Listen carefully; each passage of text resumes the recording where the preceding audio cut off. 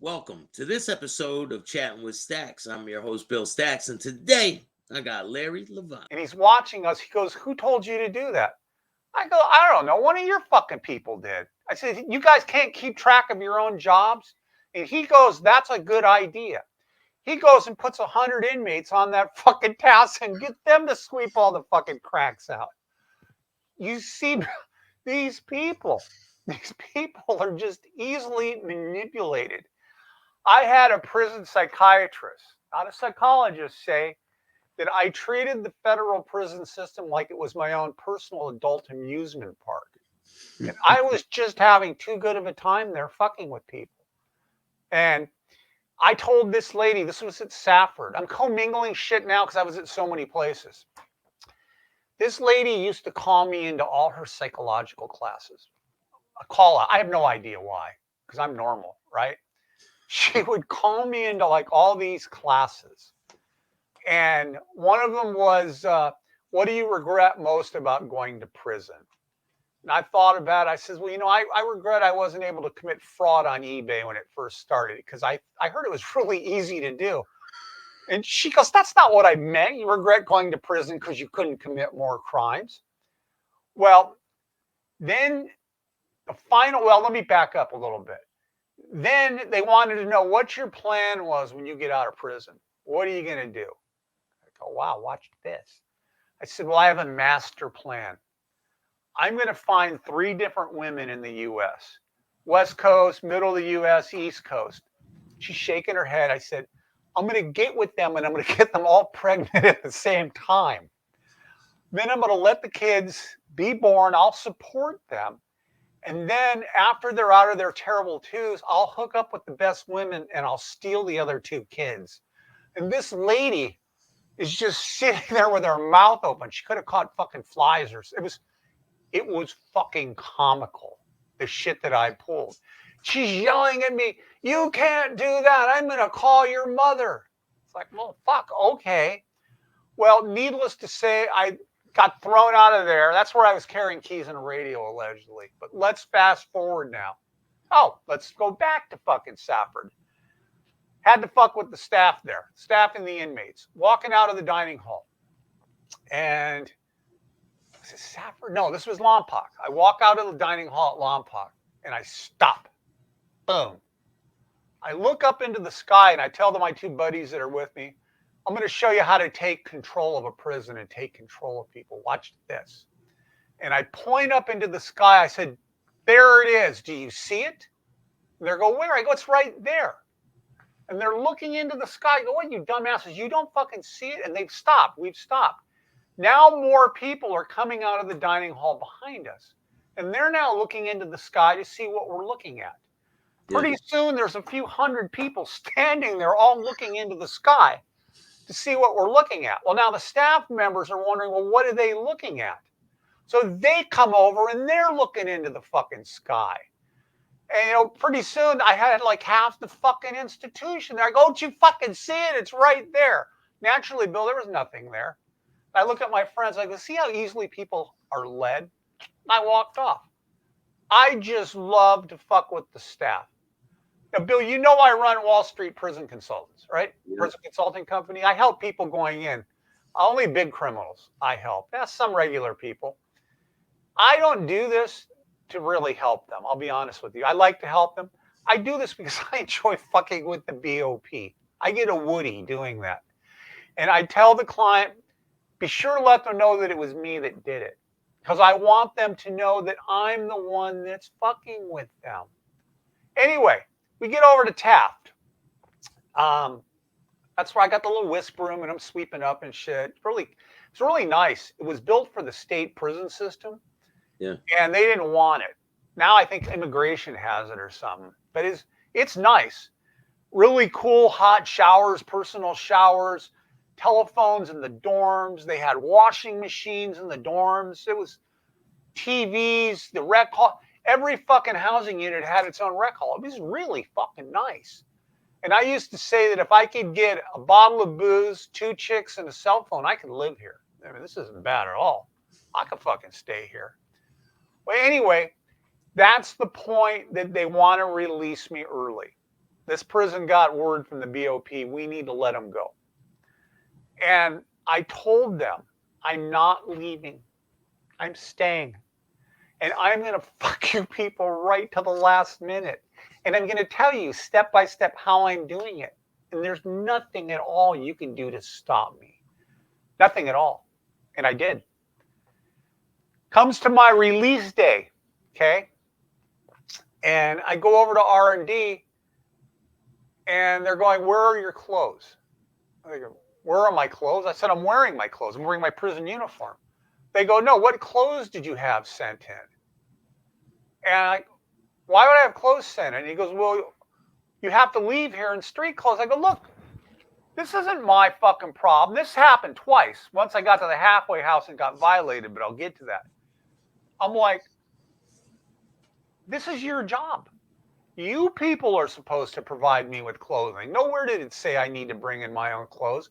I said, you're obviously not ready to release me today. And I go back in the fucking cell and I close the door behind me and I just sit there.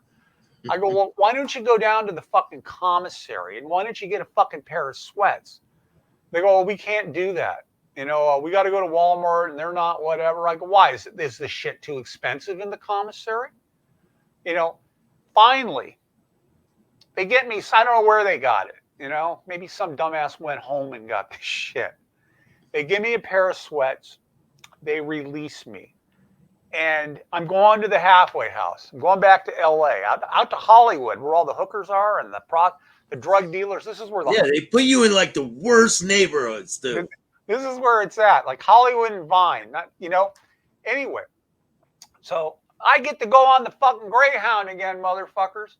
I'm going on the Greyhound from Taft, which is up near Bakersfield. So I'm going south to LA. I get there, bus arrives in the middle of the fucking night. You know, it's fucking, it's late. And I've got to wait. God, what did I do? Let me see. No. I got released from Taft in the afternoon. I'm thinking about some other transfer I had. So get off the bus, and I have some cab fare. They give you some money, real money. I take the taxi over to the halfway house. They called it Vinewood Reentry Center. Sounds like a spaceship thing. Yeah, we're going to reentry. Well, anyway, so I get at this place and they give me a room. It's all fucked up. It's like an apartment building next to a big house and it's got a fence around it. A bunch of Filipinos running the place. Behavioral System Southwest. That's who ran this place. BSS. It's a good name for it. So I have a check that Taft gave me that had my money on it when I get released. They said, oh, you can cash this at any Bank of America. It's like, oh, okay. I get a furlough the next day. And I go down to B of A. I've got my BOP ID card. I got my Taft ID card. And the lady's looking at me. She's looking at the check. She goes, you just get out of prison? I go, yeah. She goes, I know it's you. I know those cards are real, but we can't accept this form of identification to cash this. It's like, what? I go, they told me this check is good. She goes, it is good, but you just can't cash it. And I've got like $20 left in my fucking name. Yeah. So I'm walking back to the halfway house, walking back. And I pass by a check cashing shop. You know, I'm not from that part of LA. I didn't know this place. So I go in there on the likelihood. Maybe they can cash this check. So the lady's looking at me skeptically, you know, and looking at my cards, and she's going in her computer doing shit. And she goes to me, did you ever live at such and such? She goes, what was the address there? I knew the address. I go, yeah, I did. And her face lights up. It turns out that I had used a check cashing shop somewhere, who knows, 15 or 20 years ago. Prior to that, yeah, I was in the computer. So she matched the shit up. This fucking lady, some Iranian lady, she cashed my fucking check. So boom, I got a fucking pocket full of cash now. First thing I do is I buy a phone card. And I go over to a payphone. I start calling Taft Prison, lighting these motherfuckers up. I think I probably burned through the whole $20 on the phone card. Calling every department there. I said, this is Larry Levine. Remember me? I just left there and you motherfuckers tried to fuck me. I couldn't cash your motherfucking check. And if you're fucking me, think about this, Bill. If they did this shit to me, they're doing it to everybody. Yeah. Fucking everybody. So I get back to the halfway house. I put up my very first website, which is American Prison Consultants. You've never heard of that before.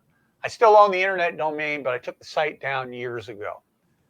It turned into Wall Street Prison Consultants, which is my present company. And Pink Lady Prison Consultants for all you chicks that are going in and you fucking stole money. Anyway, so I'm building the website. Remember, Bill, I've been locked up so long, I didn't know about Google. I know about fucking search engines. What do I know? Well, Google goes and indexes the site, apparently. Well, the BOP finds out about this site. Remember, I'm in the halfway house, so I'm still an inmate. I'm still in custody. I'm working over at my daughter's godfather owned a communications company. So that was my job. I work there. My sister gave me a car, so I drive from Hollywood every day out to the San Fernando Valley. And they said, you're running a business. And I go, no, actually not. You people told me to plan for my release. I'm planning for my release. This is what I'm going to do when I get out. I haven't collected any money from anybody. I haven't retained any clients. I haven't done anything. I'm building a website. They go and they violate me. Take me back to MDC Los Angeles, where I had almost been for 2 fucking years at the beginning. Give me an incident report. You know what an incident report is, Bill? Yeah. They write your ass. It's like getting a ticket from the fucking cops. So they aren't really cops. These people don't carry guns. Believe me, you don't want these fucking BO people carrying guns. I wouldn't let them change the fucking air in my tire. Really. That's what they give you in Connecticut. It's called the ticket. Yeah, well, you get in trouble. They call it an incident report or a shot, S-H-O-T. So the marshals come and they pick me up at the halfway house, and I'm under investigation for setting up a website. Wow, you know, in my criminal fucking history, that's a minor thing as far as I'm concerned. They take me to MDCLA to the Federal Holding Center. Eventually, I meet with a DHO, and she's reading this shit. She goes, they violated you for this? I go, well, you know how your people are. You know, they know they're stupid. She goes, look, here's what I'm going to do, because I only had 60 days left. She goes, you don't have to have a job. I'm not going to take any of your good time. You can sleep all day and you don't have to work. Sign here. Fucking done deal. So I did. So now I'm mingling with inmates first coming into the system. And at this point, I know the system. I know the law. I know enough to be dangerous. So I'm teaching these people this shit. And at this point, I already know I'm going to do consulting. Because when I filed that big lawsuit in Texas against the BOP, it was all the inmates that I helped. They're like, wow, I wish I'd met you before I came into custody. You could have worked with me and my family. Them with their cases. Yeah, they have cases pending. Yeah, they're just coming in, and I'm fucking getting ready to check out. So my release date comes, my real release date. I don't say shit. I treat it like a regular day. I get up, have breakfast, do my shit. I watch TV, take a dump, take a nap. Pretty soon, it's about 2 o'clock, 2:15 or something. I hear my name being blasted over the loudspeakers again to report to the officer station. I go, yeah, what's up? He goes, you're being released today. I go, what's today? He tells me. I knew what day it was. I go, yeah, I am. He goes, why didn't you tell us?